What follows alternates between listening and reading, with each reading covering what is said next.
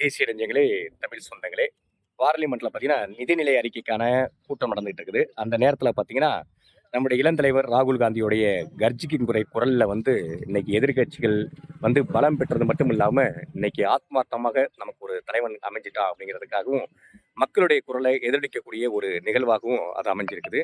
அதில தான் அவர் என்ன கேட்கிறாருன்னா, ஜாதி வாரியான கணக்கெடுப்பை நம்ம எடுத்தே ஆகணும் அப்படிங்கிறாரு. உடனே மத்திய அமைச்சரா இருக்கக்கூடிய அனுராக் தாக்கூர் என்ன சொல்றாருன்னா, ஜாதி ஜாதிங்கிறத பத்தி என்னன்னு தெரியாதவங்கலாம் ஜாதி வாரி கணக்கெடுப்பை பத்தி பேசுறாங்கன்னு ரொம்ப நக்கலா நையாண்டியா பேசியிருக்காரு.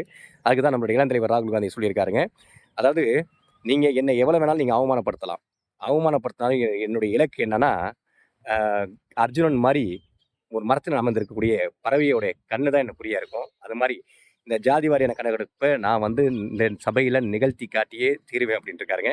ஆனா இந்த ஜாதி வாரியான கணக்கெடுப்ப தருவேன்னு சொன்ன சந்திரபாபு நாயுடும் சரி, நம்முடைய நிதிஷ்குமாரும் சரி, இன்னைக்கு அந்த கூட்டணியில இருக்கிறாங்க. அது எவ்வளவு பெரிய முரண்பாடுன்னு பார்த்துக்கங்க. அது இல்லாம சமூக நீதியை பேசக்கூடிய நம்முடைய ஐயா டாக்டர் ராமதாஸ் அவர்களும் சரி, அன்புமணி ராமதாஸும் இன்னைக்கு சமூக நீதியை பேசிக்கிட்டு அந்த மக்களுக்கான வாழ்வியலை உயர்த்துவேன்னு சொல்லி அந்த கட்சி நடத்தி கொண்டு இருக்கக்கூடிய ஒரு தலைவர் வந்து இன்னைக்கு எங்களுக்கு 35 தொகுதி நீங்க கொடுத்துருந்தீங்கன்னா, நாங்க இத பத்திலாம் பேசியிருப்போம். நிதிநிலை அறிக்கையில தமிழ்நாட்டுக்கு நிதி ஒதுக்க சொல்லியிருப்போம். ஜாதி வாரியான கணக்கெடுப்பு எடுக்க சொல்லியிருப்போம்னு சொல்லிட்டு பிம்பம் ஜம்பம் பேசிட்டு இருக்கிறாங்க. அந்த மக்களை வாழ்வியலை எப்படி இவங்க வந்து இவங்களுடைய குடும்பத்தையும் இவங்களுடைய என்ன நிதியையும் மேம்படுத்தி முன்னேறி இருக்காங்கன்னு மட்டும் பார்த்துக்கோங்க. அந்த மக்கள் இன்னும் விளிம்பு நிலையில தான் இருக்கிறாங்க. அவங்கள்ட்ட ஜாதியமும் மதமும் சொல்லி அவங்களுடைய மூளைகள்ல முறுக்கேற்றப்படுது. அதனால அவங்க வந்து வாழ்வியலை துளைச்சிக்கிட்டு இன்னைக்கு அலைஞ்சிக்கிட்டு இருக்கிறாங்க. சரி. ஏன் சமூக நீதியை பேசக்கூடிய இந்த ஜாதி வாரி கணக்கெடுப்பை தலைவர் பேசுகிறான்னு பார்த்துக்கங்க. பொருளாதார ரீதியாக ஒருத்தவங்க முன்னேற்றம் அடையணும்னா, அவங்க வந்து ஜாதி வாரியான கணக்கெடுப்பை நம்ம எடுத்தே ஆகணும். அந்த ஜாதி வாரியான கணக்கெடுப்பு எடுக்கும்போது, அந்த கணக்குங்கிறது ஒவ்வொரு ஜாதியிலும் எவ்வளோ பேர் இருக்கிறாங்கங்கிறது முக்கியம் இல்லை. அவங்களுக்கு அரசுகள் அறிவிக்கக்கூடிய சலுகைகள் எந்த அளவுக்கு சென்று சேர்ந்திருக்குது, வேலை வாய்ப்புகள் அந்த அளவுக்கு உறுதித்தன்மை அடைஞ்சிருக்கிறாங்க, அவங்க வாழ்வியல் எவ்வளோ மேம்பட்டுருக்குங்கிறத பார்க்கறதுக்கு தான் இந்த ஜாதி வாரிய கணக்கெடுப்பு. புரியுதுங்களா? அதில் வந்து நல்லா தெளிவாக இருந்துக்குங்க. அதாவது ராகுல்ஜியை வந்து ஜாதி வாரியாக பேசுகிறாங்க. அவர் உயர் ஜாதி அப்படின்னு. அவர் உயர் ஜாதின்னு சொன்னது இல்லடா. அவர் வந்து தியாக பரம்பரைடா. அவருடைய ரத்தத்தின் கீழே தான்டா இந்த ஜனநாயகமே கட்டமைக்கப்பட்டிருக்குது. புரியுதுங்களா? அவங்க என்ன ஜாதின்னு கேட்குறீங்களே, அவங்க தியாகிகள். அதுதான் அவங்களுடைய ஜாதி அப்படின்னு நம்முடைய காங்கிரஸ் வந்து பதிலடி கொடுத்துருக்குது. ஒண்ணே ஒண்ணு புரிஞ்சுக்கங்க. ஒரு மனிதனுடைய மனநிலையை குலைக்கிறதுக்கு நீங்க பப்புன்னீங்க. இன்னைக்கு இந்த நாட்டில வந்து வலிமையான ஒரு எதிர்க்கட்சி தலைவரா உட்கார்ந்திருக்காரு. புரியுதுங்களா? இன்னைக்கு அவர வந்து ஒரு ஒரு மனிதனை வந்து எப்படின்னா, பின்னோக்கி தாக்கக்கூடிய ஒரு ஆயுதமா நீங்க எத எடுக்குறீங்க? அவர் முன்னோக்கி நின்னு அவர நீங்க ஜெயிக்க முடியுமா?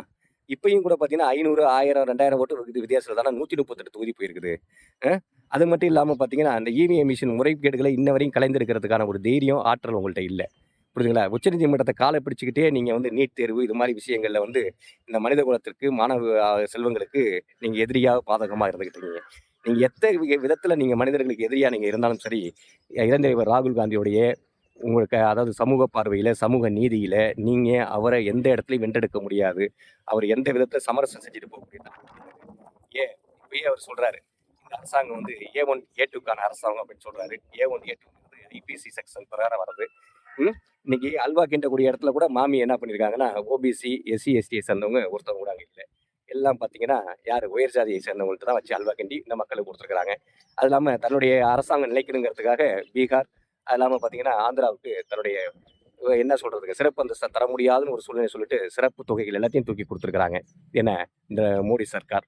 அதே மாரி அவருடைய சக்கர வியூகத்துல மாட்டியிருக்காங்கங்கிற மாரி தாமரை வியூகத்துல மாட்டப்பட்டிருக்க ஒரு இந்தியாவ மீட்டெடுக்கக்கூடிய வல்லமை இந்த கிருஷ்ண பரமாத்மாவான நம்முடைய இளந்தலைவர் ராகுல் காந்திக்கு உண்டு. நாங்க மத ரீதியான நம்பிக்கை இல்லாதவங்க தான். உங்களுக்கு புராண ரீதியா உங்களுக்கு உரிய கருத்தையே சொன்னா தான் உங்களுக்கு புரியுங்கிறதுக்காக சொல்றோம். புரியுதுங்களா? நண்பர்களே ஒண்ணே ஒண்ணு புரிஞ்சுக்கங்க.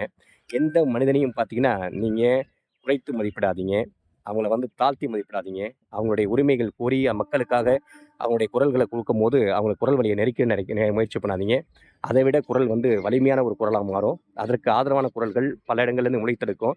இந்த சமூகம், இந்த சாம்ராஜ்யங்கள் எல்லாமே அராஜகம் பண்ணக்கூடியவங்க, அட்டூழியம் பண்ணவங்களுடைய இதெல்லாம் வீழ்த்தப்பட்டிருக்குங்கிறது வரலாற்று இது. வரலாறுங்கிறது உங்களுக்கு தெரியாது. ஏன்னா, நீங்க இதிகாசங்களையும், புராணங்களையும் வச்சு பொய் புரட்டுகளா எழுதி, என்ன இது இருக்குது, அது இருக்குதுன்னு புனையப்பட்ட ஒரு வாழ்க்கைய வாழக்கூடியவங்க. உங்களுக்கு தியாகிகளோட வரலாறு தெரியாது. போராட்டம்னு என்னன்னு தெரியாது. போராட்ட குணம்னு என்னன்னு தெரியாது. தியாக உள்ளம்னு என்னன்னு தெரியாது. நன்றி, வணக்கம். விடைபெறுகிறேன்.